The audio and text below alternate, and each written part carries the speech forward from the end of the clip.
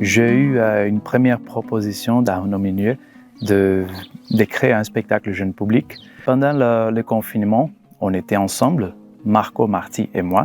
Chacun travaillait sur des petits projets et Marco a commencé un projet d'un roman graphique sur une comédienne, une diva. C'était à ces moments qu'on a décidé de faire le spectacle à partir de cet univers que Marco était en train de créer.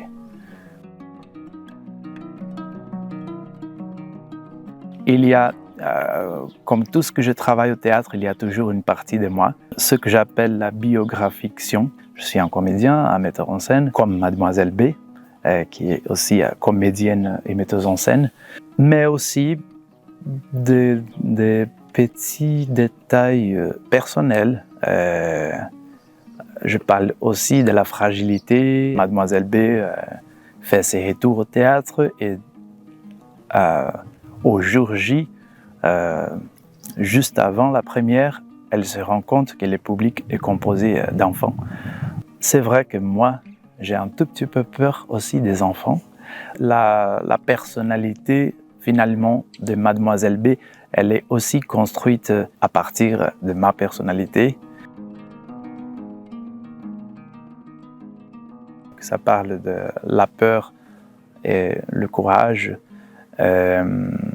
affronter ses peurs, ça parle que la fragilité n'est pas un défaut, c'est une question d'acceptation.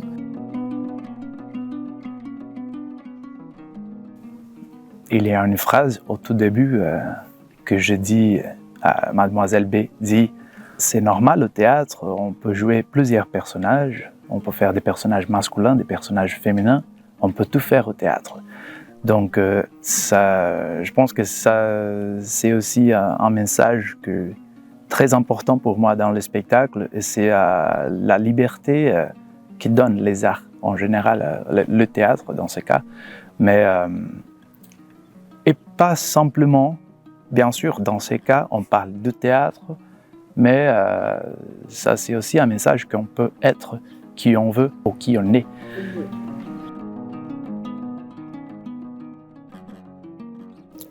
Une question idéologique même. Les théâtres arrivent où normalement ils n'arriveraient pas dans les cadres traditionnels. Et pour nous, comme artistes, ça fait du bien aussi de s'adapter aux situations.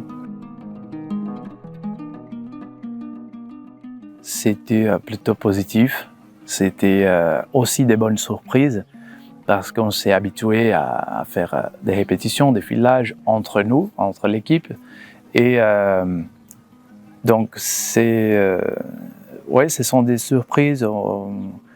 Parfois, on s'habitue à créer, à écrire, à répéter, et on imagine qu'est-ce qui va marcher, on pense, et finalement, on a des surprises, et ça fait partie de la magie du théâtre. Et vraiment, c'est quand le public arrive et on trouve encore des petits détails qu'on n'a pas trouvés pendant des semaines de répétition. Et c'est juste une réaction du public qui nous fait un clic. Ah, c'est ça.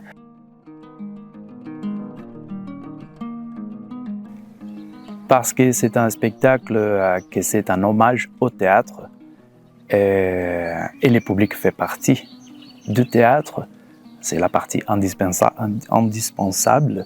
Ce qu'on propose, c'est de montrer au public l'envers du décor. Ce qui se passe derrière les rideaux. On essaye de partager avec le public l'autre côté, le côté que normalement on ne voit pas en tant que spectateur.